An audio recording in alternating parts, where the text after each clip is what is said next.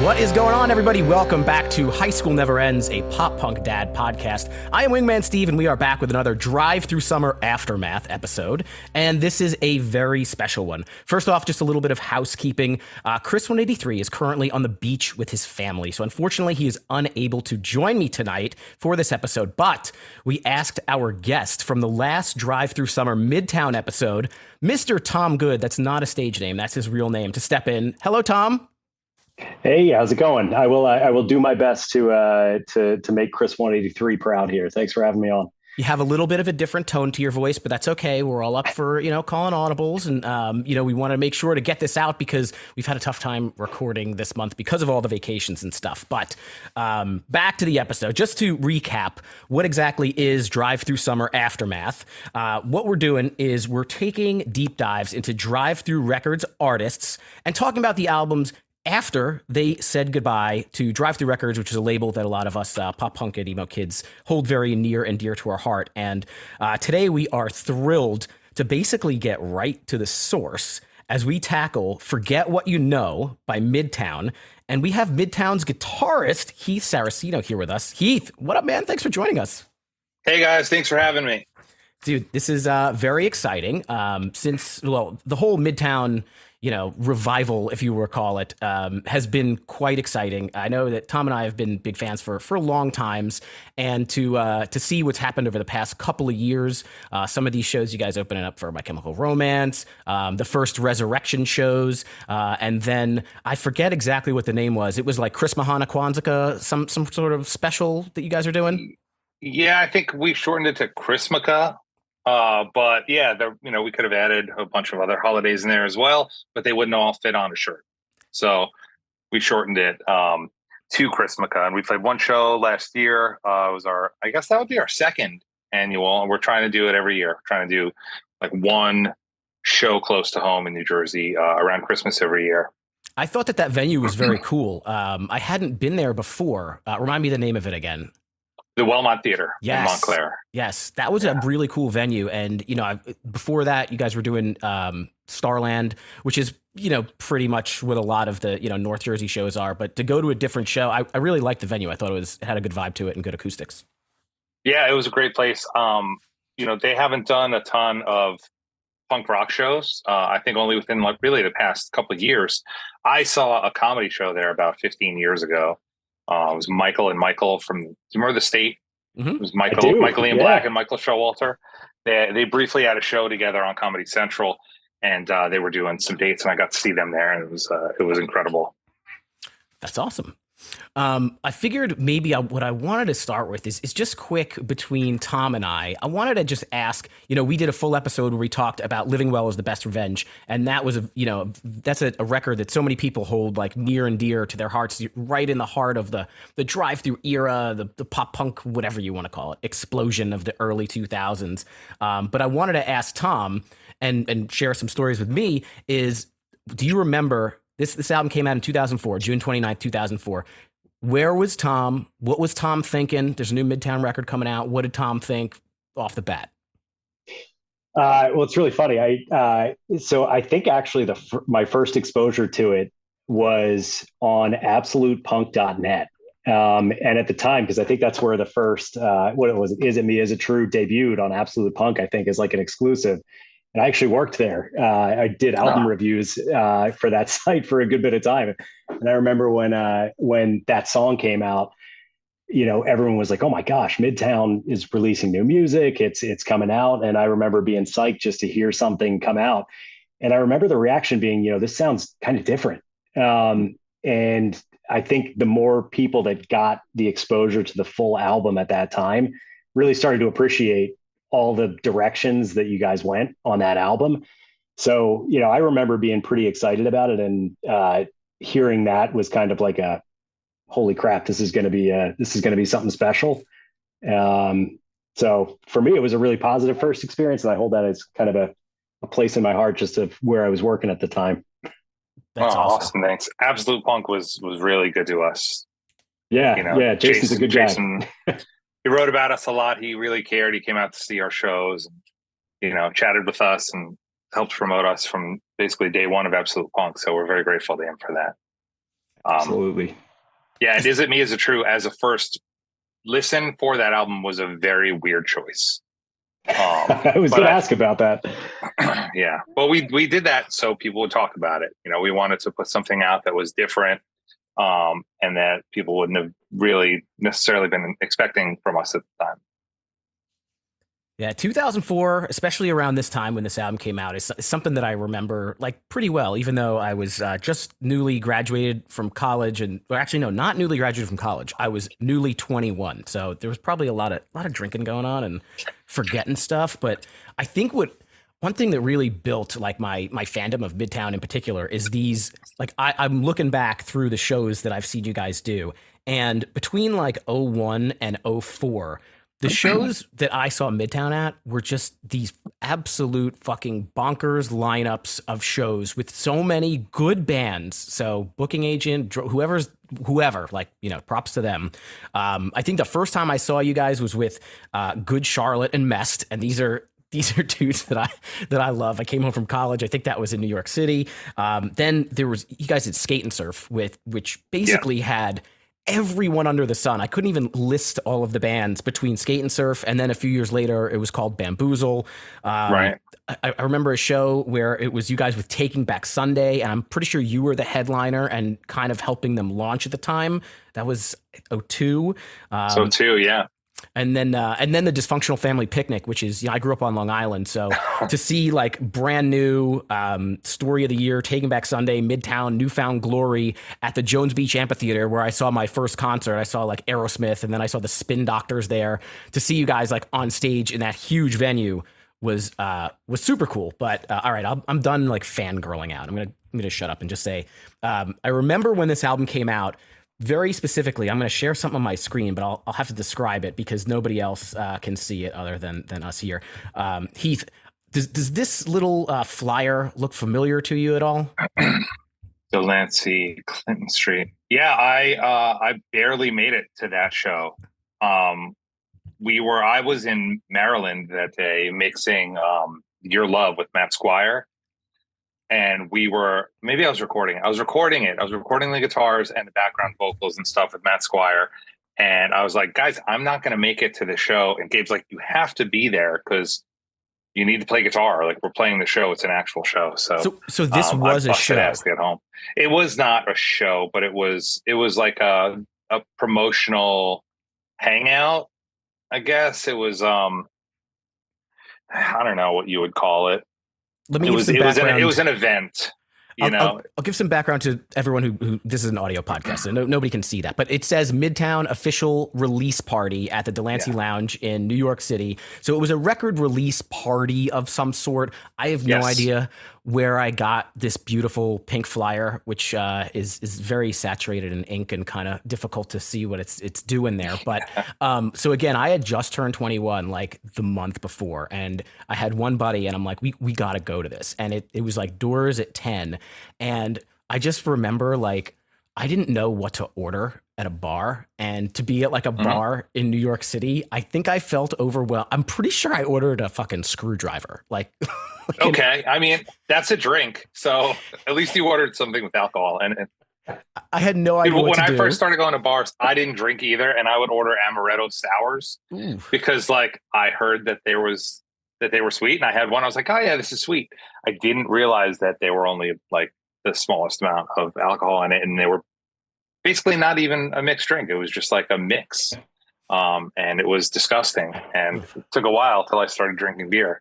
Well, I had drank beer, but again, I was in college, so like I wasn't gonna roll up to the Delancey Lounge and order like a Natty Light, and I had no palate. It was just Natty Light, and so I thought I would be classy. But I think I hung around for a while, but I don't think I ever saw anybody. I didn't know that there was a show. Like I didn't know anybody was gonna play, and I don't remember what the circumstance was why we left.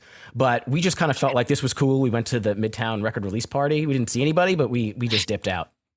Yeah, I don't think I was there that long either, honestly. But you did play, so I missed something. I should have stuck it out. I think we played. I don't remember. I don't remember what we played. We probably would have played 3 or 4 songs weirdly acoustically. But I would have been down. I would have been down to hear that. But anyways, So again, on our show, we've done this thing called Drive-Thru Summer. Where we talk a lot about Drive-Thru Records and a lot of the albums and the label and all that good stuff. So when we're talking about Forget What You Know, I wanted to kind of start off and ask you about kind of briefly about, you guys left Drive-Thru Records, you went to Columbia, what. There have been some videos, with people talking about what happened to Drive-Thru Records. We talked to Rob Hitt, and he seems to have a great relationship with Richard and Stephanie still. So I'm kind of curious, just from your point of view, what happened between the Drive-Thru days, leaving Drive-Thru, and then coming on and making an album with a new label.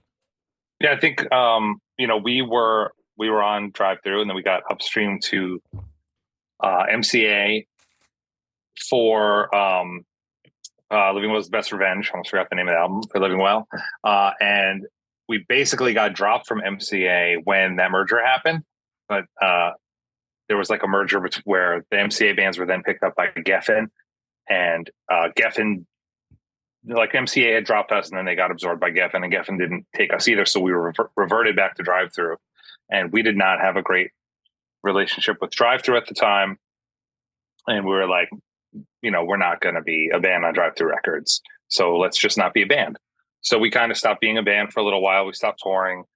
And then at some point we got out of the Drive-Thru deal, and we were like, well, let's see if there's anything there. And then we started writing songs together. And it seemed like we had a bunch of really interesting songs that we all really liked, but we had no label. So we figured we would just try to record them on our own and see what happened. But somewhere in that time, we ended up playing like a show at Rutgers, and Butch Walker was playing that show as well. He was just acoustic. It was just him. I remember coming up to him backstage thinking he was his own guitar tech, and being like, "Hey man, I see that you don't have like any of your stuff here. If you need to borrow like a tuner or some strings or anything, all my stuff's over here. Just take whatever you want. I'm a big fan of Butch Walker, so like anything that you're doing for him, I'm down with." And took him a really long time to say, "No, I'm Butch." And I think he might have said that really early on, but I didn't believe it. So we played that show with Butch, and he was the coolest guy. And we met his manager, and Gabe kept in touch with his manager, who eventually became our manager. What ultimately was the driver in picking Butch as kind of the person to work with there? After the chance meeting, but like what led you back to him when you were thinking of how to produce this album? We had talked to a couple different people, but he was just the coolest.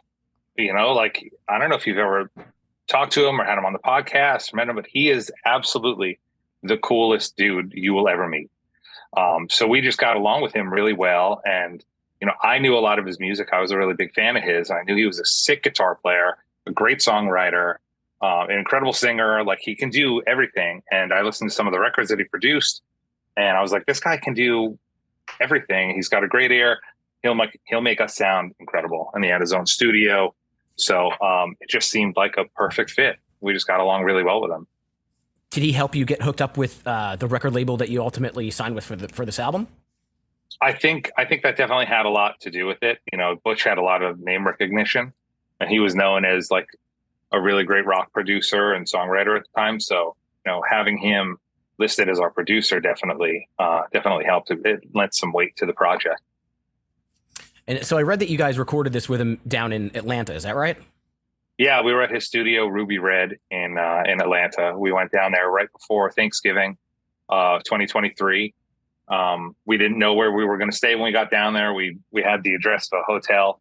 We got to the hotel the first night, and we were like, "This is not going to work." It was just like a motel right off the highway, and it was, we had all this gear, and we were going to be down there for 4 weeks. And we're like, "Do we really want to, spend the next 4 weeks living in a motel here?" So after the first night, we had to find somewhere else to live. But it was pretty close to the studio. We got to go there every day. We ate all our meals there. We basically lived there and just went back to the apartment to sleep. And we knew nothing of Atlanta. I mean, we had played there on tour a couple times, but we didn't know like what it was like to live there or anything. And we were down there for Thanksgiving. We couldn't afford to fly home and spend Thanksgiving with our families. And Butch knew that, so he invited us to Thanksgiving at his family's house. So like we met his mom and his dad and his whole family, and we were all annoying vegetarians at the time. Most of us still are, not me, but a couple of the guys are still vegetarian, and they had all this vegetarian food for us. Just it was just very special, and they were the sweetest, most welcoming people. So you're saying that after the first couple records on Drive-Thru, you guys weren't filthy rich where you could fly yourselves back to Jersey? No, unfortunately, the Midtown private jet was grounded at that time. So might have needed some service. Yeah. Needed a lot. Coming off of Living Well is the Best Revenge and going to Atlanta and kind of going from not being a band for a little bit of time, meeting Butch, flying down there to actually record a follow-up. Like, what was your mindset going into the writing and recording sessions with that? Like, did you have an idea for what you wanted the album to be, or did you just kind of, have some ideas and kind of just let the chips fall where they may as soon as you got down there and started recording? I don't think we had an idea for the album going into it. I think we just, we had a lot of ideas that came from and went towards a lot of different directions, and we followed each one of them. So like, there was no weeding things out in the beginning. Like this song is too heavy or this song is too poppy to make it on the album. We went all over the place. And I think we went down there with like 19 or 20 songs, fully done, fully demoed. Everyone knows exactly what they're playing and singing, and all the words are done, and all the guitar solos, note for note, are done. So we went down there incredibly prepared with a ton of songs, and that's how we recorded them. And we basically recorded as a live band. When Rob would do his drums, he would set up, and the three of us would play along with him. Once his drum track was done, Gabe would do his bass, and Tyler and I did our guitars all at the same time. We were in the same room, and our guitar stuff, if you listen to the record, there are very few overdubs. It's usually just like one of us in the left, one of us in the right, and that's us playing in the room together. Very few punch-ins on mistakes. There are a lot of flubs on the album that we kept because of the feel. We just wanted to keep it raw. I remember reading like a lot of guitar magazines back in the day, and I'd read people like Dimebag Darrell saying, "Oh yeah, there's tons of mistakes all over Vulgar Display Power," and every time I hear it, it trips me up. And I've listened to that record 10 million times, and I've never heard a single mistake. So I went in kind of like, no one's gonna know, these are things that like only we would really pick up, which really isn't that true. There are mistakes that you can hear, but it's all character, and I think we wanted to bring that aspect into the music. I mean, the stuff that we had done previously were, everything that we did with Mark, we love those records. There's a lot of overdubs. There's like, a lot of doubling and tripling and quadrupling, and then extra guitars come in when the chorus hits, and those types of production techniques that were really popular in the very early 2000s and late 90s. And we wanted to just make a rock record that we could play along to live. So you didn't feel like we want to make something that's more or less pop punk or more hardcore. It's just, these are the songs you kind of put together and let the album kind of do what it's going to do. Yeah, exactly. Let the album do what it's going to do. And I think that there was a shift away from pop punk at the time. I know we weren't really listening to a lot of our peers and contemporaries. I think that in 2003, I probably only listened to Led Zeppelin. And I'm not joking about that. I mean, I just listened to Led Zeppelin that whole year, which is a mistake. There's a lot of other good music out there, but now I really understand Led Zeppelin after that year. So yeah, we did shift away from it a little bit. I don't know how much of that was, planned, or it was just kind of where we were at the time. Do you see this album as, do you guys think of it as any sort of like conceptual album, or not really?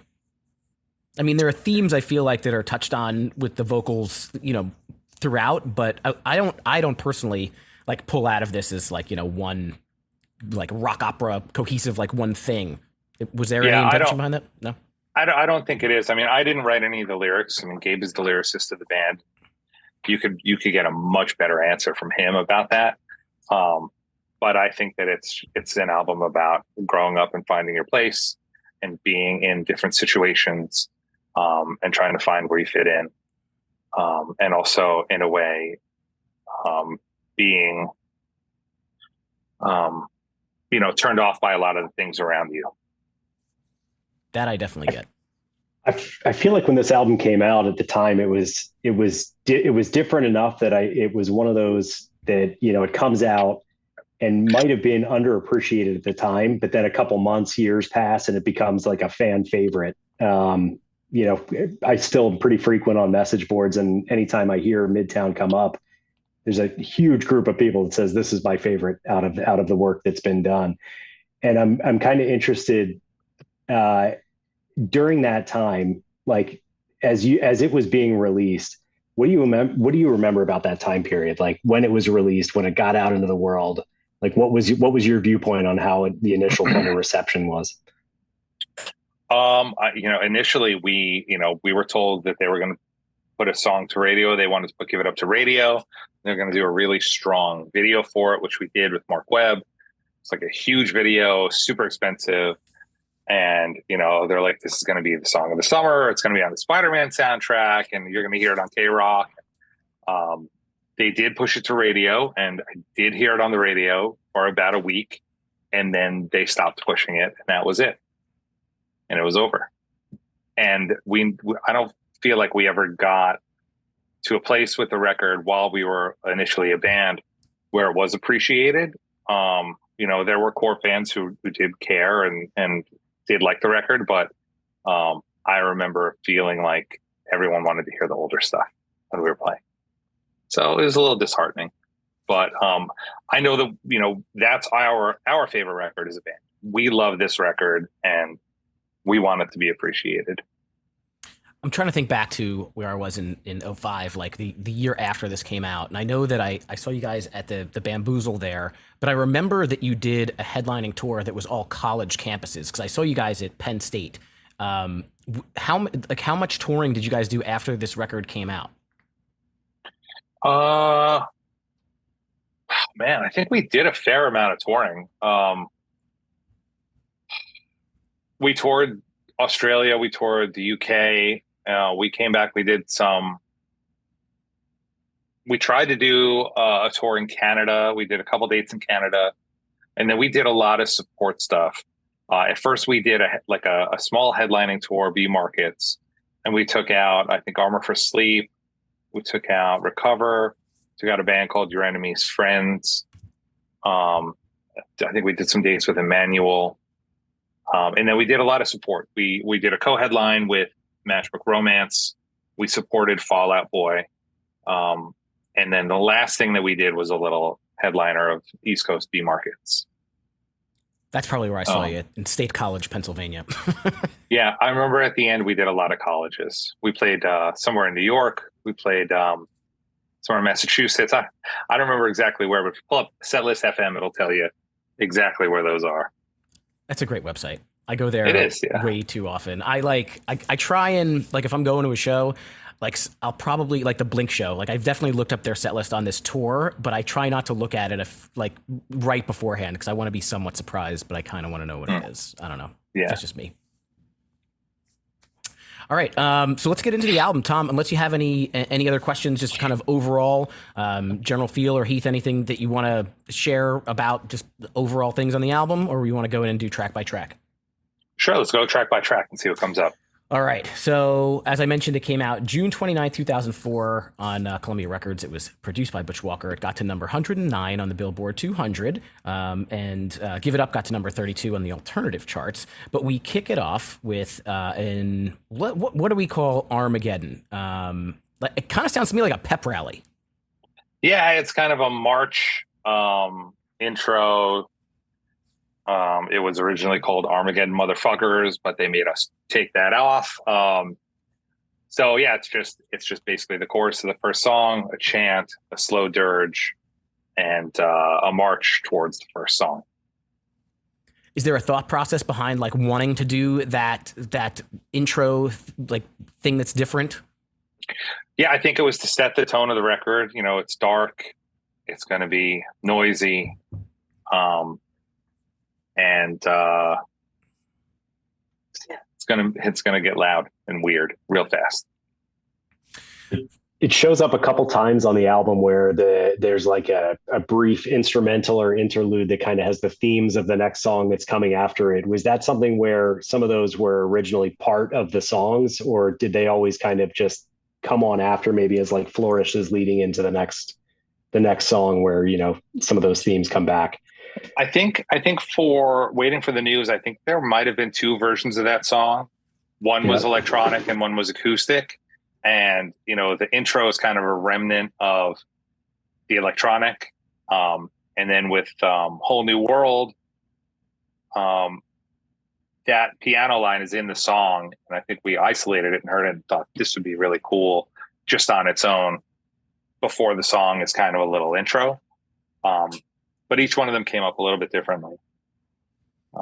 Armageddon was basically just 3 or 4 mics in a room, a couple road cases, and us stomping on them to get that that sound, and Butch maxing out the reverb on his rig. That's always fascinating to me, how like those instrumentals and stuff like come out or how they get done. Tom's a musician. I'm not a musician, so I'm just a music enthusiast. So that behind the scenes is always interesting for me. All right, so the first official song is To Our Savior. Tom, I'll let you kick this one off, I guess. Yeah. So this one's definitely one of my favorites on the album. So when we get to the ranking it section, you'll probably see this one come back. But I think it sets the tone for what the rest of the album's going to be, though. I think it's a really good example of some of the direction that I think Midtown took after, you know, in response to kind of Living Well Is the Best Revenge and everything that kind of came out afterwards. Like, to me, it felt like a band that's just been kind of let loose from any expectations and just kind of firing on all cylinders. And I may be overanalyzing this a little bit, but even the guitar playing to me sounds pretty different on this song. And I think it comes up a couple times throughout the album, almost more of like a post-punk type feel than what I would expect from more of like a pop punk type sound. And it almost foreshadows a little bit even the style that you would go into with, you know, Senses Fail and, you know, after Midtown. So like, as you kind of approach songs like this, was like that a conscious playing choice to just kind of do some things different for this album? And it sounded like there's a lot of growth between Living Well Is the Best Revenge and Forget What You Know. And this song kind of exemplifies that to me. Was that like a conscious choice or just kind of a natural progression of where you were? I think it was a natural progression, but there were things that we were trying to stay away from that we had done a lot of in the past. Trying to think of new ways to kind of fill those gaps. You know, Tom is a guitar player. You know, one of the easiest ways to complement a first guitar part is with the second guitar part. There's an octave lead that matches kind of the vocal melody. We had done a lot of that, and we're trying to stay away from the octave second guitar part. And you know, I was trying to think of different ways to fill that gap, and one of the ways is playing different inversions of the root chord. So in Savior, Tyler is playing a D to an F power chord, D, D, D, D, D, F, and I'm playing something that, if you just look at it, is like an A suspended fifth, which when you put that together with the D, makes a D minor, and then with the F, it completes the triad. So using that as the pedal tone as opposed to an octave run kind of filled it out a little bit differently. But the overall tone and the feel of that song, I think, may have come from more of our love of the Hives, because, you know, we saw, I think we played with the Hives in like 2000 and 2001, like a very, like right, like before they broke, and we're like, this is the best fucking band in the world. And they honestly were. And they had so much energy. And if you listen to those guitar players, they're not playing like super dirty distortion. It's like more of like a boosted, slightly overdriven tone, which we were dialing back the gain on our dual rectifiers on this album a lot. I think a lot of that came from the Hives influence. It's funny. They just put out a great album too. If you haven't listened to their most recent, give them a chance. No, again. I have not. It's worth it. No one does it like them. They're the best. Yeah. Sorry, Steve. Tangent. Dude, I'm I all get for excited it. when I hear the hives.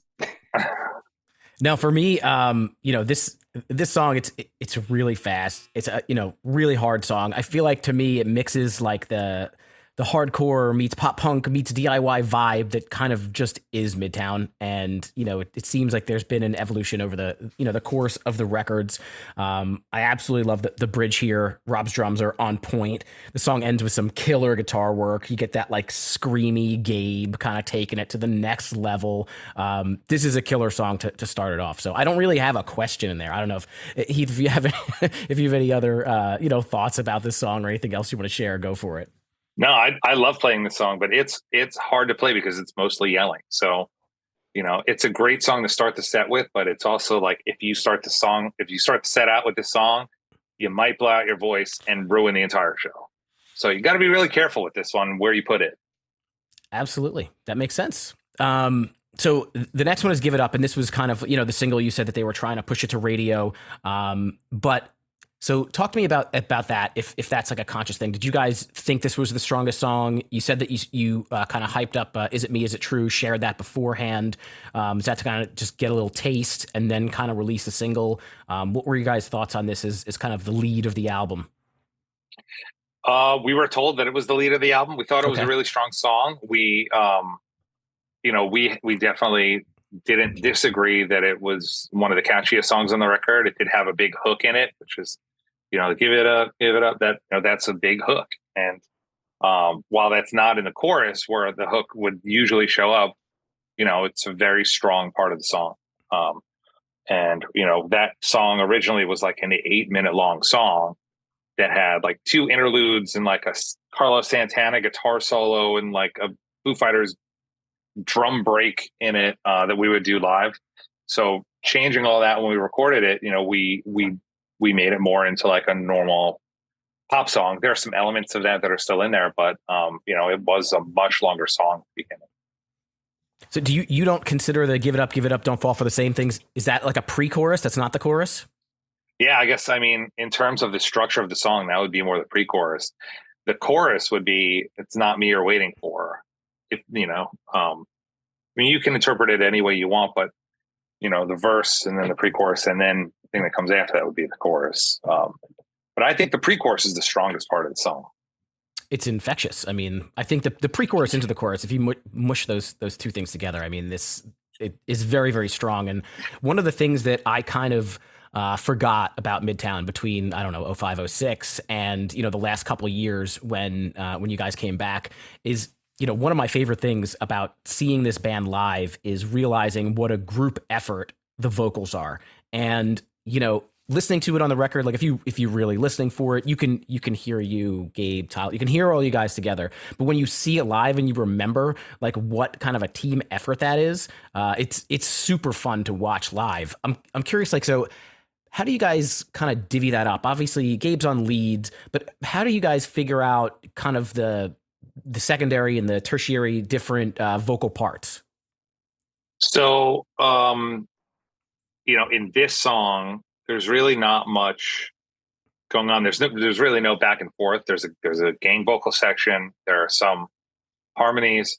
And then when you get to the bridge, there's that layered overlapping chorale. Mm-hmm. And there's a fourth voice in there, which is Butch Walker.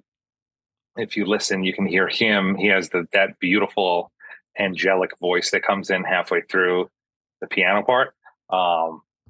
And we just tried to fit it for each person's, range and style.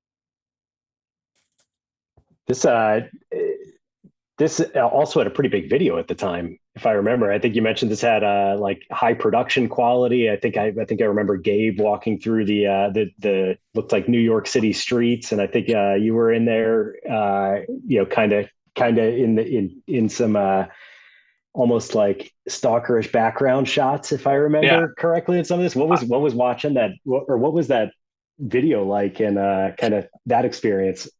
It was crazy. There was like a full crew on that video. We've done videos where it's just someone with a camcorder recording us playing live, and they splice it into live shots. That's what our videos had been before. But this was Mark Webb directed this video. He's a huge movie producer.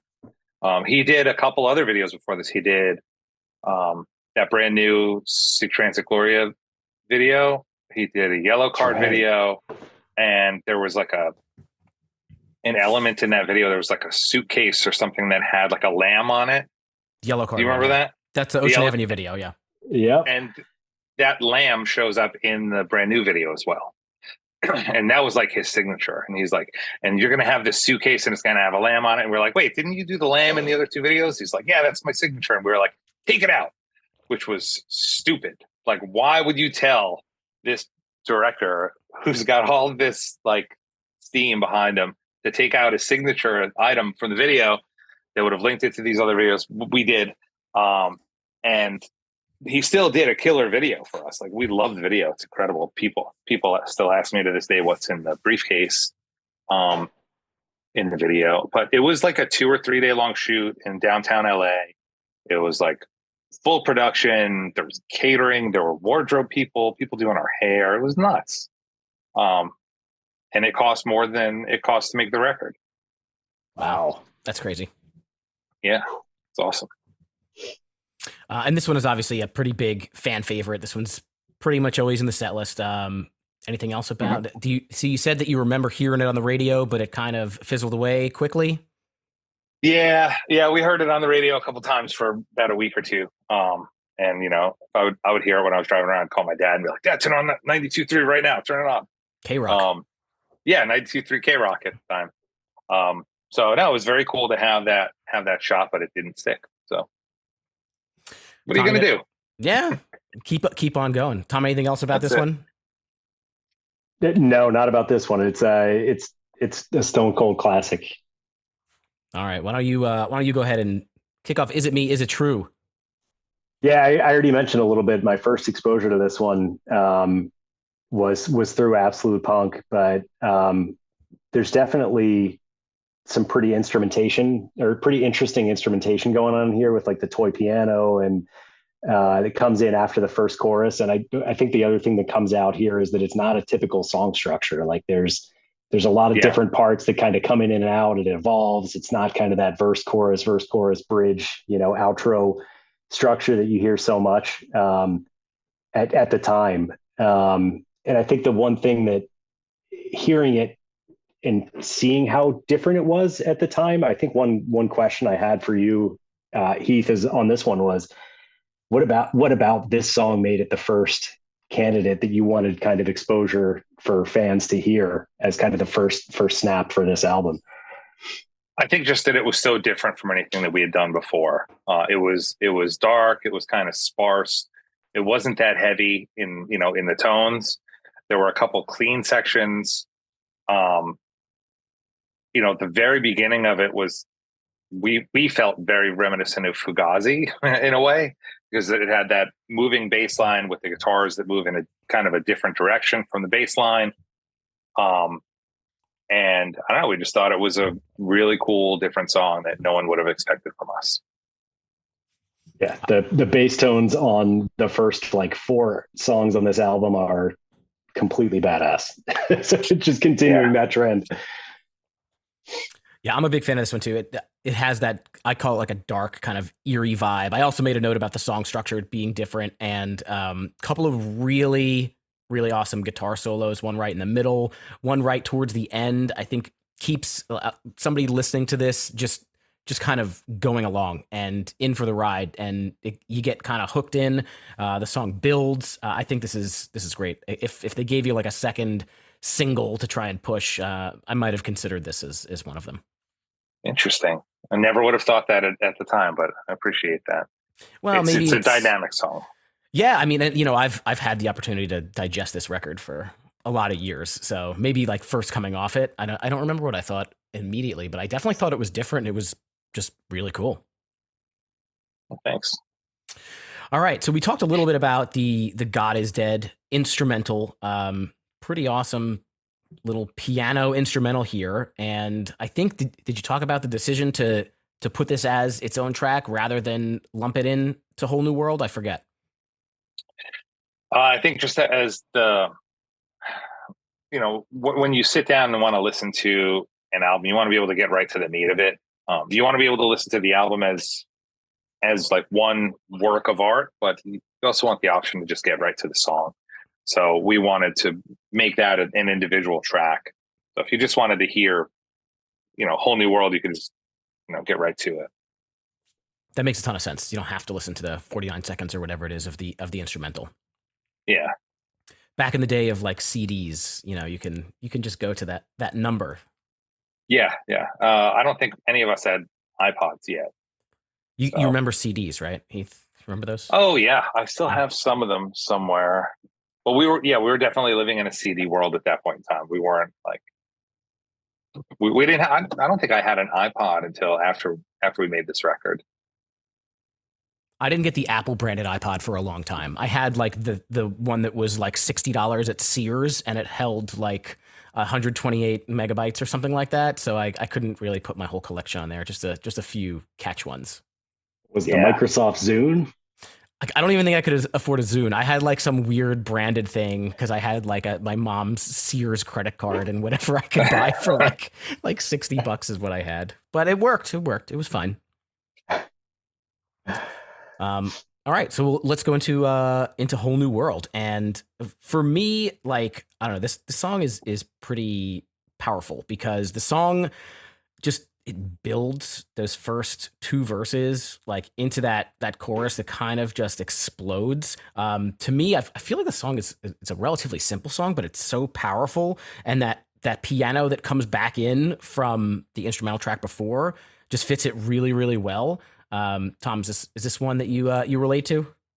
Oh yeah, I love it. It's funny. I was listening to this in the car with my daughter in prep for kind of this and kind of going through it, and she was really disappointed it wasn't the Aladdin A Whole New World, but I think she was sold as soon as it kind of got to the first verse on this one. And it's funny, I almost get like an 80s rock vibe on this one. Like, this is going to sound really weird, but there's parts of it where I kind of was hearkening back to like, Boys of Summer type vibe with Don Henley and some things like that, even in the first verse. But then as soon as the chorus has come in, it's like, oh, there's the Midtown I know, and love is a part of this. And I'm kind of interested, how did this song come about?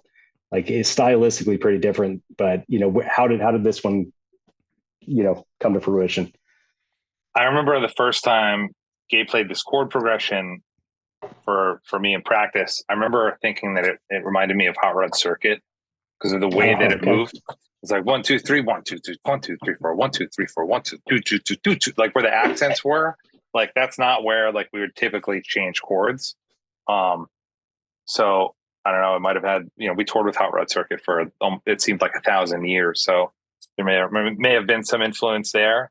But you're right. There is, an 80s rock thing going on. There's a four on the floor drum beat in the verse. And then there's some other, local influences. There's definitely a Lifetime influence in the guitar lead. The first thing that came to mind when I heard that chord progression was Rodeo Clown. And I was like, well, I can't play that riff. I have to change it a little bit. So I did. But we had gotten a bunch of pedals from Line 6 around then. They had like a really great artist rep back then. We don't know anyone really currently at the company, but she sent us a whole bunch of pedals, and I got this, the green delay pedal that everyone had at the time. And you probably have right behind you, like every guitar player has this thing. Yeah. And we were just messing with that and the swells and the delay and the reverb on there. And I remember wanting to do something with that in the verses. And then also to take that theme of the initial verse and change it for the following two verses.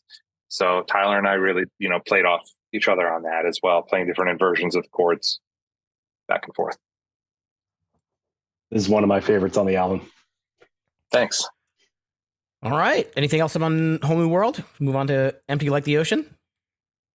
Yeah. Sure. All right. So, I mean, the riff on this song is just fucking sick. I mean, we could just turn this thing off now. I mean, this one is it's so strong. Everything just comes in like super hard and then kind of pauses for the verses a little bit, makes the vocals come off like really, really clean. The chorus is kind of chill, I would say. It's like vocally and musically, it's a little calmer, but then all of a sudden back to that, it just, that riff just drives the song. And I must say that without a doubt, my favorite lyric of the record is in this song, and that's the "I don't want to fuck you, I don't want to touch," but not even that part. The "I just want to fill you with regret." I don't know. I love that line. I think the first time I heard the song, I was like, wow, that is fucking great. So that is sick. I didn't put together until like recently that-that's an Elvis Costello homage. Is it? I didn't put that together until like today o'clock. I don't want to kiss you. I don't want to touch. That's an homage to that. Yeah. Took me a very long time to get that. But yeah, I love the lyrics on this song too. And this was kind of like an idea where if you just keep it all up the whole time, it doesn't go anywhere. So, you know, there's that slight elevation in the verse where it's like the vocals and then the riff comes back in and then back down the vocals. It's kind of like the Nirvana Pixies clean or quiet loud thing. And then, you know, it was already very loud in the verses. We're like, what if we just drop it all out in the chorus? And, you know, that's how we kind of approached that dynamic change. Yeah, came out great. I don't know, Tom. Thanks. No, I was going to say the only thing I'd add to it is that the guitar harmonies you were talking about earlier are pretty present in this song also, and I think it's really interesting, the lyrics and the dichotomy with the music that's behind it. Like it's a really weird balance of like really dark subject matter and like, you know, really cool kind of deep lyrics that are going on, but then there's still the element of like hooks and catchiness, and even if it may not have been as intentional, it's still there. It's just sounds a little bit different than previous albums, and I think it's such a cool jump. And to hear you say the Pixies, one of my comments around like just listening to this more with my 40-year-old ears that I hear now that I didn't hear back then. There's a lot of like 90s alt rock type feel within this album, like all over the place, and I'm not sure if that's kind of intentional or just what some things that you were listening to prior to it, but I kind of get that in this song and then the next one especially. I hear that. There's some Kim Thale in there on this song for sure. All right. Well, usually we let everybody kind of kick off some tracks. So Heath, we haven't asked you to start talking about a song yet. So why don't we go with Nothing Is Ever What It Seems? Okay. This is one of the first songs we wrote for this record. Another case of getting a brand new Line 6 delay pedal and seeing what it could do with that intro. I had that setting saved on there until I got rid of it, and I never touched it. And then I got rid of it. I gave that delay pedal. I sold it to Rob Freeman from Hidden in Plain View, and hopefully he hasn't overwritten that setting. But I got a new one at some point over the last couple of years, and I just can't replicate it. So Rob, I'm going to have to borrow that pedal at some point to do the song live. But I don't think that we've played this song live recently. But there's a Simpsons reference in this song in the lyrics. There's a heavy Recover influence in this song. Robert Mann did like a lot of really interesting kind of almost atonal guitar leads. And we played with them. We toured with them for, it seemed like, 4 to 6 months one year. And I just remember watching him thinking like, how do you come up with these angular, really weird parts and make them fit in with the song? And my goal with the chorus of this song was to do something like that. And, took a lot of influence from him on that. But, this was another loud, quiet, loud song. And a lot of Jimmy Eat World influence in the verses as well, with the 2 guitar parts that are opposing single notes. And I love playing the song, man. Got to yell, scream, and make noise and break strings on the guitar. But we'll have to bring this one back in the set list next time. That's what it kind of sounds like. What's the Simpsons reference? I'm like looking at the lyrics. I have them here, and I can't. I missed it. Okay, it's in the bridge. Hold on, let me look this up. I fought away this desperation. I made attempts to quell temptation. I'm gonna find it. Hold on. I'm gonna look this up. I like that bridge though. It's very like chaotic. I feel like when a song like gets like that, it's a lot of fun and it's different. And there's a lot of explosivity. Is that a word? Explosivity within the song and chaoticity. Yeah, Chaoticity. Yeah, I'm professional over here, guys. Yeah, it's the last line of the song. Don't you cry for me because I'm already dead. That's a Simpsons reference? That's a Simpsons reference. That's right. That was a Millhouse, wasn't it? It's a Millhouse. Really? There we go. All right. Yeah. I feel ashamed that I don't know this. My daughter, who's like 9, watches The Simpsons like nonstop, which is slightly inappropriate, but we're like, all right, there's worse things you can watch, but it's on in my house all the time, and I'm sad I missed that one. Yeah, no, that's okay. I missed it too. I wasn't a big Simpsons guy, but I remember Gabe was really proud of that. Simpsons did it. Tom, anything else to add on this one? Not that we didn't cover. It's just the I got a lot of that kind of 90s alt rock feel, and this one a lot. Like the dynamics in this one is just it's a straight up banger. I am interested to see when if this does come back out in a set list, because I'd love to check this one out live. Yeah, I hope we get to play it next time. This one did have one weird overdub guitar in the chorus. We used a baritone to double up the chords in the chorus. But as much as I try, I can't hear it in there. So, do you guys have like a band? Do you guys have like a band vote when you're coming up with the set list for one of the the headlining shows where it's it's a bunch of songs? Yeah, I mean, we usually go in with like 28 to 30 songs on a list. And then as we start practicing, we chip away at them. Whether it's because, we haven't previously gotten the reaction we wanted from it, or if it just doesn't quite come together, we'll take them out. But this one, I don't know why this hasn't made it into the set list lately. I would tend to think, especially for these like homecoming Chrismukkah shows, like I would think you get a good reaction for everything, most likely. Yeah. You'd be surprised though. I mean, when we played Starland, we threw in, between those 2 nights, each night had like a 24 or 25 song set list. And there were like 5 or 6 that were different each night. And a couple of them just there wasn't really a great response for. So those aren't in the set list anymore. But those were the weird ones that like we had never played. And upon reflection, there's a reason we'd never played them. So makes sense. And listen, you have some people that are like hardcore, save the world, lose the girl. You have some people that are all three. You have some people that are just living well. I guess there's a lot of different types of Midtown fans, and especially at Starland. I mean, that's home turf. So you're going to get a little bit of everything. And then maybe people like bring their kids, and they're like, we're old and we have kids. Yeah, there are a lot of kids. My kids are there. Yeah, Tyler's kids are there. I think we saw some of them on stage at some point between some of those shows. Yeah, our kids were throwing candy canes out to the crowd at the Wellmont. That's right. They were supposed to throw them up in the air, but I think I have video of my son just like whipping them at people in the front.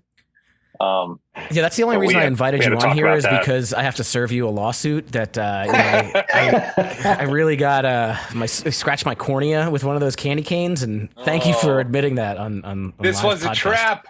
It wasn't my son. Just kidding. So do your kids, when you bring them to shows, do they realize the level that people react to a band like Midtown? Like, are they just like, oh, that's my dad up there? Like, do they understand how big Midtown is in certain circles? They didn't before the show. They were just like, why is dad going to Sayreville tonight? We brought them to a couple shows. I brought them to a couple Census Fail shows. How old are your kids? Sorry. They're 8 and 11. Gotcha. Okay. So we went to see Census Fail sound check once, and I thought my son would be like way into it, and he was not. he wanted to get the hell out of there as soon as possible. But we tried to expose them to music. They just don't really care. And they definitely don't think that I'm cool. But they were at the first Sayreville show that we played in 2022. And I remember playing and looking over, and like my son was just like watching me, smiling, and he was giving me a thumbs up. My daughter was like hanging out with her friend, and they were just like whispering back and forth, but I could tell they had fun.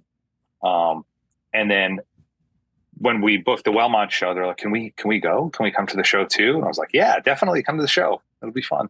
So now they have a different appreciation for it. And my daughter has clarified that it's cool that I play in a band, but I'm not cool. So she's let you know. She's fine. Let you know that specifically. Specifically, Dad, you are lame and you're old. So that's fine. Listen, we're all kind of old, so yeah, we're all. Yeah. What do you expect? All right, so we're moving along. Second half of the record, we have another instrumental, The Tragedy of the Human Condition, into Waiting for the News. Tragedy of the Human Condition. This one's like this, like mid-tempo, almost like folky instrumental. Where'd this one kind of come from? The basic blueprint of the song, but Gabe had just gotten the Reason program and was learning how to use it and program the drum beat. He was like, why don't you record the acoustic guitar over it? And I did, and he was like, all right, well, let's use this as the intro. And that was basically it. So he was practicing for Cobra Starship, is what you're saying? Yes. Yeah, he was practicing. He was putting in his, his initial proto Cobra Starship on this song. He's got to get his 10,000 hours of that digital equipment. It's very important. Yeah, I Postal Service vibes with this one. Say again? Yeah. I was getting Postal Service vibes with this one from Ben Gibbard's other Death Cab for Cutie project. But yeah, no, for sure. It's I think they had been out already, and that was definitely an influence on that. All right, well, we're at Waiting for the News. I feel like the piano like intro to this is just super like iconic. Like it's something that I could like just hear in my head at all times. It's weird, I was kind of listening back and reading along with the lyrics this past week, and I don't think I ever caught like the dad son thing. Tom, did you realize that there, he's saying like, I'm still waiting for the news, Dad, and then there's another part where he says, I don't know, it's true, son. I feel like I always missed that part in the lyrics. I definitely missed it when I was younger, but it definitely hit me this time when I heard it. Yeah, because in terms of, and again, not asking you about the details of the lyrics, but it just, as a listener, it makes you kind of think it's like, it could be kind of about the protagonist of the songs, his or her relationship, or it could be like kind of about the parents. So I kind of dug that it was like kind of two different potentials there. Yeah, I never really asked Gabe about what he wrote this song about, but it sounds like a child trying to understand his parents' relationship. Yeah. It took me just having to, like I said, read the lyrics just recently to, because I always thought he said, I'm still waiting for the news that. I didn't realize that he was saying dad there. So it kind of, now, almost 20 years later, kind of switched what I thought about the song. Yeah. Heath, what do you got about this one? Led Zeppelin. That's it. First, the guitar track in the very beginning was a Led Zeppelin ripoff. Bow, bow. And then just playing that guitar riff is very annoying. It hurts my fingers, and I've been trying to find a different way to play it for 20 years, and I can't. But I love playing this song live. What we did on the last tour, we haven't toured, but the last couple of shows where we played this song is we had Tyler playing the acoustic guitar, and then when it would switch to the heavy part, he would just stomp on a Metal Zone pedal and play this really nice Taylor acoustic, basically direct through a Metal Zone pedal to the front of house. And I thought that was really funny. I've always wanted to put an acoustic guitar through a Metal Zone. I mean, the Breeders did something similar. Yeah, exactly. But that's a fun thing that we do with this song now. Tom, anything else on you? Not on this one. I'm itching to get to the next one just because it's my fave. Go for it. Go for it. Remember, we do our favorites later, so don't give away anything. I've said a couple times it's one of my favorites, so I'm going to be coy and I'll let you know what they really are when we get there. But Perfect. next track is "Until It Kills," and this is definitely one of my favorites. It's just different for Midtown in this case, and I think I even hear a little bit of like Jimmy Eat World type reference, or Jimmy Eat World at the time, or even some Commit This to Memory era Motion City soundtrack type coming through, at least in like the clean guitar tones that are in this song. And it's just some really interesting dynamics throughout this entire track. You go from like the quietness to just these absolutely crashing cymbals in the chorus, and even through that, the vocals stay relatively subdued, which to me is just kind of a really interesting mix. So this is definitely one of those songs that to me really shows something different, but is also really unique in that sense too. So Steve, I don't know if you had thoughts on this one too. Similar to you, I mean, obviously this one's got a little bit of like a lighter vibe to it. I felt like I just call it like a classic rock guitar. So you're talking about Zeppelin or any of those influences. Obviously Gabe's got some falsettos in here, which is nice. Great harmonies throughout this entire one. For me, what I kind of think about this one, and there was a band called Stray Light Run. It was John Nolan, and after he left Taking Back Sunday, and they only had a couple records, but they had a lot of their stuff was kind of this like a lighter vibe to it, and I loved at least the first record there, and this one kind of reminds me of that. So yeah, this one is towards the top here in terms of my favorites. Any thought on putting this lighter one like here at number 11 on the album? How'd the tracking go? Yeah, I don't know. I think it just kind of fit better in with the songs that we put at the end of the album. I remember it being kind of a companion to Waiting for the News. It was very light, and we wanted to make it like, as far as the track listing goes, we wanted to bring it down before we brought it back up at the end. And I think this brings it down as low as it can go. This is the song before the last song, right? No, or is there another song? We have several more. There's 15 tracks on the album. Oh my God, 15 tracks? Yeah. Well, so Did that's I record on all of them? What's that? I hope so. I hope you're getting royalties on all of them. They, half of a cent on each stream that you get. What are royalties? I'll look up the definition. I think that's monies that the band gets paid divided by 4, and like 1 penny divided by 4. Oh, that sounds about right. Oh no, yeah, no. So yeah, I was wrong. This is not at the end of the album, but it is right before a song that kicks ass. And I think that's what we wanted to do, is bring it down before a song that kicks ass. And this song was, the guitars on this song heavily influenced by U2. U2, okay. That's awesome. So why don't you said that the next song kicks ass, so I'm going to let you tell us why. Hey Baby, Don't You Know That We're All Whores? I mean, if that's not one of those typical song names that Gabe would probably come up with, I don't know if it's him, but kind of seems like right up his alley. This one is back to that, like kind of that hardcore sentiment, right? Yeah, it comes in very heavy and very fast, and with a big yelled "hey." So we just always loved playing that riff, and we just kind of built a quick song around it. And I remember this one not taking long at all to write. It just kind of came together. And then in the studio, we're like, how the hell are we going to end this song? That wasn't totally fleshed out before we got down there. So Butch was like, why don't you just kind of slow it down as you go? Jam session out and then slow it. Yeah, that's it. He's like, make some noise on the guitar, and then Rob, just slow it down, and then we'll end it. And we did, and it was really quick. We didn't think about it too much. That's my favorite part of the song. I actually have that as one of my notes here, is just around like, there's no fade out, there's no hard stop. It's just kind of like, we're just going to slow it down and just keep going. And that's a cool choice.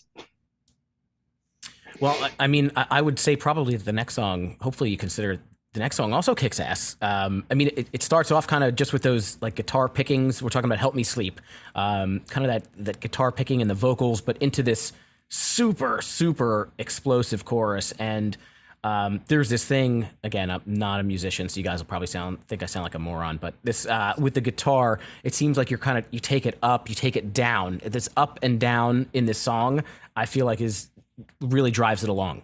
What am I talking about, Heath?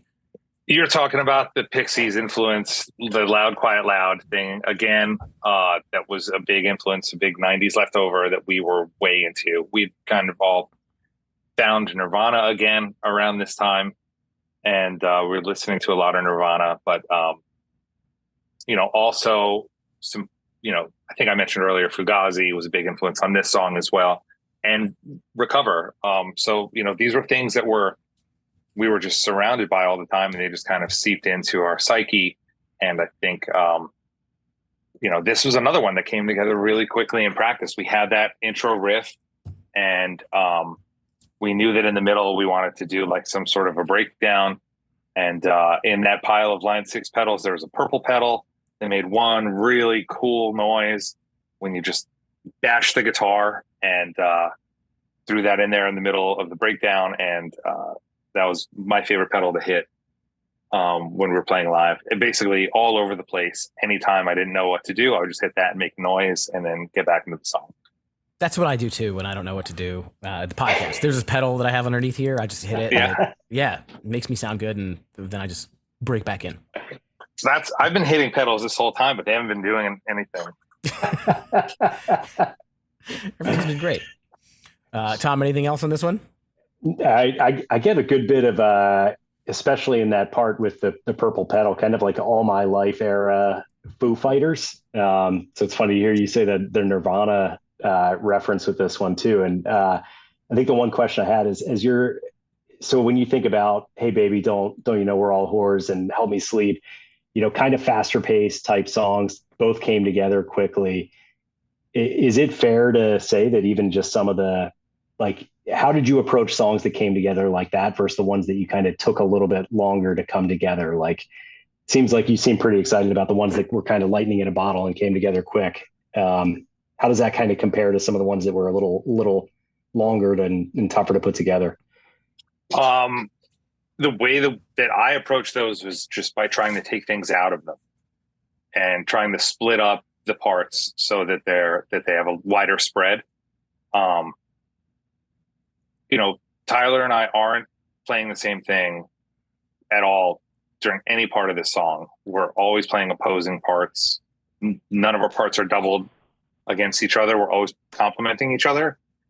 So that's how we approached this, not like we would both be playing the same thing and then overdub something later. We wanted to have it clearly mapped out. So it was always fully separated.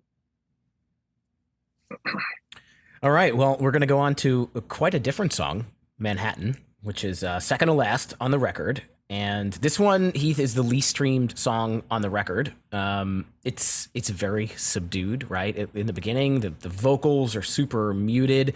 You're kind of like waiting for the explosion. That's how I wrote it down, that like while you're listening to this song, you're waiting for the explosion. And it takes a minute and a half or so, but it does finally get there. Is this like the experimental song that was kind of put together for what are your thoughts on this one? This was kind of the Radiohead song, like okay. the Benz era Radiohead influence. And yeah, it just, we knew that this wasn't going to be like a typical format type song, but we really loved the parts on it and wanted to make it a dynamic, fun piece. The guitars in them are very messed up and jangly, but we're always playing different inversions of chords. On one side, there's like a really like long reverb only, like you're only getting the reverb of the guitar part. You're not getting the attack. And that complements the one where you are only getting the attack.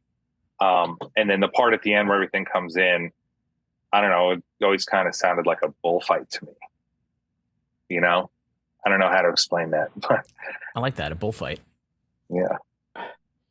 This one sounded really personal to me, almost like getting that feeling like, should I even be listening to this? Especially with some of like the lyrics that are out there. I get kind of a similar vibe, and Steve's gonna hate me for this one, but I get kind of the same vibe that I would get when I would listen to like Weezer's Pinkerton way back when. I know I have to represent Chris 183 even when he's not here. Actually, when we did the whole Heath, I'm not the hugest Weezer fan, and my co-host is a very big Weezer fan. But when we did a bunch of Weezer albums, I'm pretty sure Pinkerton was like one of my favorites. I liked Pinkerton. Yeah, well, that's the right answer. It is the best Weezer album. There's a whole. Have you guys seen the Saturday Night Live skit about that? Yes, it's so accurate. I felt so represented when I saw that on TV. It's like I've been having this fucking conversation for years with my friends. You're like, how did Lorne Michaels approve the sketch going in? But yes. Yeah, it was. I loved it. I love that. There's no bigger roller coaster discography. Yeah. Well, we're not alone in our feelings on that. Absolutely. All right. Well, it's time to wrap up this album here. Well, you wrapped it up a long time ago, but we're going to wrap up the album conversation here. So long as we keep our bodies numb, we're safe. Another long I love these long titles from like the early 2000s. I think they're super fun. Obviously, this one's got shitload of energy. Again, I think from my ears, this has all three of you singing on it. Is that correct? Yeah. Yep. There's a lot. Well, I mean, at the end, there's the three of us, and Butch pops in and out of there too. Oh, we're going to get to the end for sure. I know Tom's got some questions about that one. By the way, did you guys want to call this album Fuck What You Know and you were told no, or is that just not a thing? I don't know. Maybe. I don't know if we did or not. Because that seems like one of those in this song. That's like one of those, like, raise your fist in the air parts where everyone's like, fuck what you, like, you know what I mean? Yeah. I think we probably did at some point. And much like the Armageddon motherfuckers thing, it was quickly vetoed. They should have let you guys do that. That's not that bad. Armageddon motherfuckers for the first song, and they could have, done some little Starry Boys on the words. That those people should have let you do that. You're right. Well, if we ever repress it again, we'll change it. Wait, did Rob change it on the vinyl? I feel like Rob changed it on the vinyl. I don't know if he did or not, but I'm gonna check after this, and I'm gonna look at it. And if he did change it, I'll let you know. Oh, I meant to wear my Bodega Cats shirt tonight, but I forgot. Whoops. Anyways. I saw it as different things as I was researching the album. So it's out there sometimes as with the original title. So maybe it is. But I was going to ask Steve. You kind of teased it, but I was going to ask about the ending with this one. I love a good long song. That's like one of my weak points. And I was listening to this, and even just stretching out that end to 10 minutes of the last couple lines, and it's just my daughter, we listened to it in the car, and she was like transfixed the entire way as that part was going on. Where did that kind of creative choice come from? And did you have kind of like a set period for like, hey, we just want to make this big ending and we're just going to stretch it? Like, how did that come about? And also, did you mentioned playing and recording a lot of this live. Was this one of those Pro Tools things where it's repeated, or are you guys actually jamming out like for 8 minutes on Don't Listen? No, it was looped. Okay. It was looped. I think we might have played it like 6 times and then looped. There might have been an ending. I think there was an ending where it only went like 4 or 8 times, and then we ended it the way that we ended live. But we wanted to do like the droney, drawn out, extended trance, like Goodbye Sky Harbor. Huge influence on us, Jimmy World. So it was kind of a nod to them. I have Goodbye Sky Harbor written down as my comparison for this one. So it's funny to hear you say that. I was way off on all my other references throughout this, so I'm glad I got one that was semi-close. Yeah, this one, we actually started writing this on tour in sound checks. Bands always say like, we write songs in sound checks. We've never done that except for maybe this song. So this was definitely well, at least the first 3 minutes was a song that we knew that we wanted to play live, and that's what our vision was for that. All right, well, that's it. We got through the whole album. Heath, thank you. We have a couple things left before we sign off. The first is I'm going to play a game with Tom, because Tom did not come to the Midtown show with me.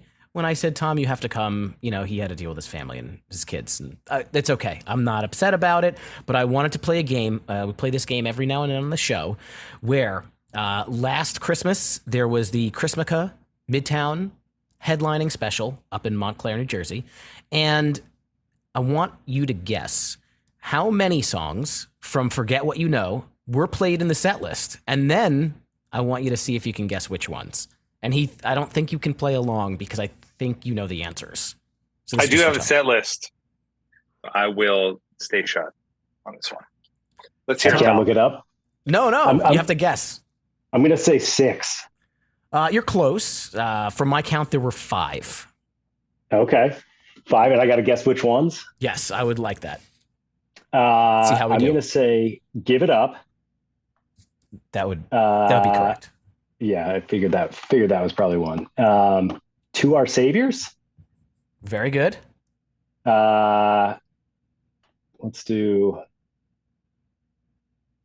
Hey Baby, Don't You Know That We're All Whores? That is incorrect. No. Help Me Sleep. Oh, that's 2 strikes. If you have one more strike, then I think the game's over. Whole New World. Damn. No. I'm way off. Heath, do you want to fill in the other 3? Do you know them off the top of your head? I feel like we did play Help Me Sleep. Let me see. I have indicated. Let me take a quick look. Setlist FM does not say that one. I didn't write it down while I was there, but it's not on there. Hold on. That was supposed to be in the set list. So somebody crossed it out. I think Heath gets to overwrite that. Okay, we did Savior. We did Is It Me, Is It True? We did Empty Like the Ocean. We did Bodies Numb and Give It Up. That is correct. That is correct. But in the pre-show, we played Until It Kills and Waiting for the News for like the VIP meet and greet. Oh, I don't remember seeing that option, but I will keep my eyes out for it this next time around, hopefully. There's going to be a next time around. This is an annual thing. Is that correct? I believe so. I mean, we're trying to do it every year. We all really like it. We spend a lot of time talking about it. So let's do it. Well, I certainly also enjoyed seeing Tom and Houston calls there. So if they can get a call back, I'll put in my hand to say they did a fantastic job. But the last segment before we wrap up here, Heath, we call it Ranking It, okay? Basically what we do is each week, whatever we're talking about, we rank our top favorites. So today we are going to rank our top 3 songs from the album Forget What You Know. Now, when we have somebody who actually made these songs, you might say, what do you mean? Are these my favorite songs that I like to listen to or my favorite songs that I like to play live? And the answer is whatever the hell you want. Your top 3 songs in any way, shape, or form. But we'll start with Tom and see what he thinks. What are your top 3 songs, Tom, from Forget What You Know? So, Hey Baby, Don't You Know We're All Whores?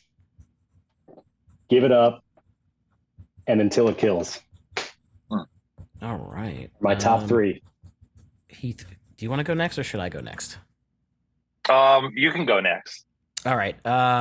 I do this thing sometimes where I kind of cheat because I had number 3, So Long As We Keep Our Bodies Numb, but I kind of don't want to leave off Give It Up. So I guess I'll tie on those for number 3 without doing an honorable mention. But number 2 is Until It Kills, love the soft song. And number 1 is Empty Like the Ocean. That song gets me fired up every time I hear it.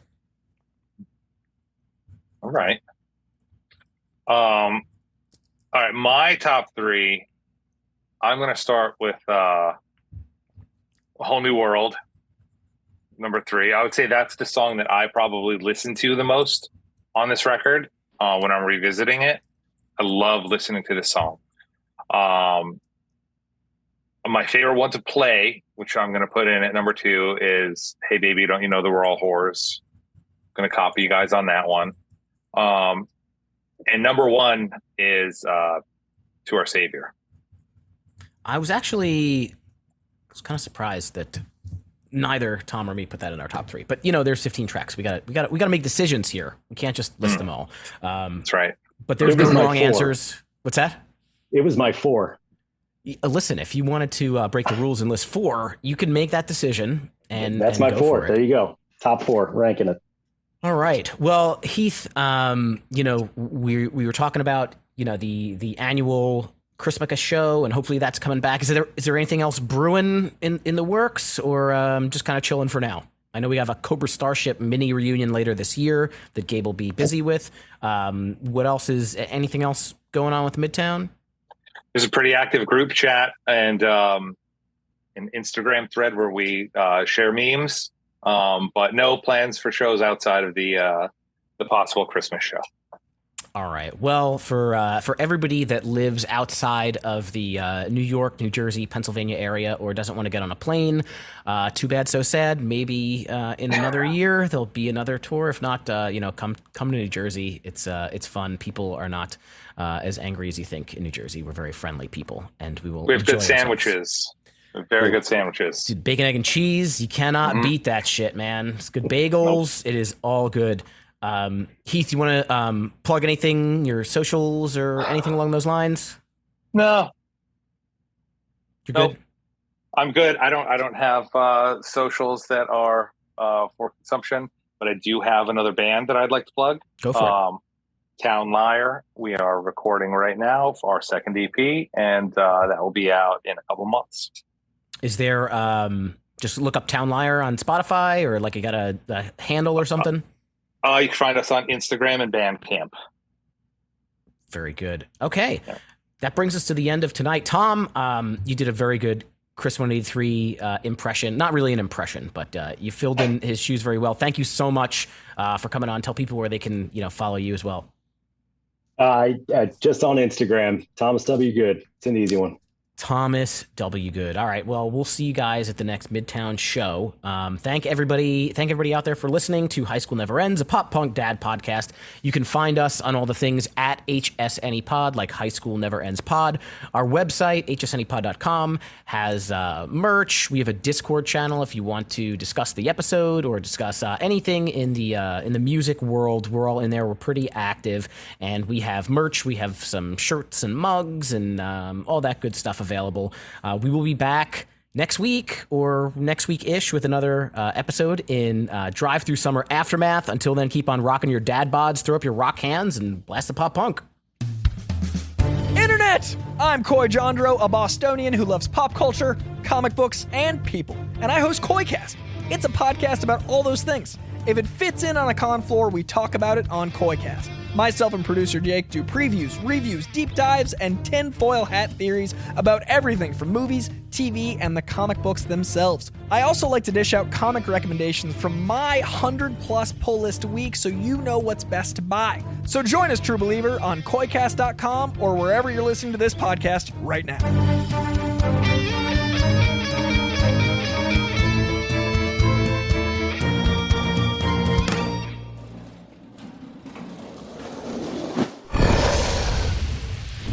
Dragon Wagon.